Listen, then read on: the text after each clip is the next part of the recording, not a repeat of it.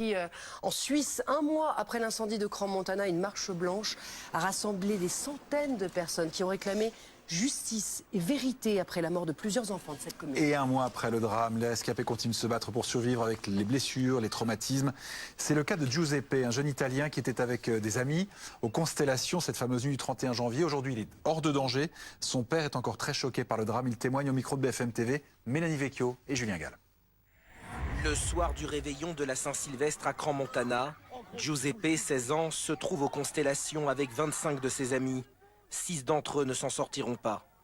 Lorsque le feu se propage, Giuseppe tente de s'enfuir avec beaucoup de difficultés.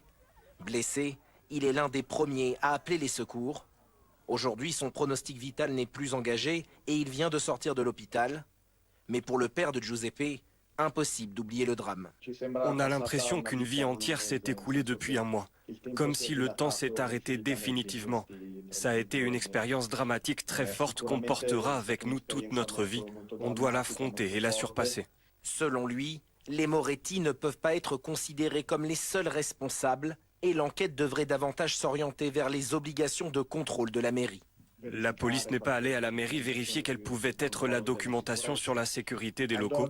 Aujourd'hui, hormis 2 personnes liées à la sécurité, aucun membre de la mairie n'est inquiété. Franchement, ça me semble surréaliste.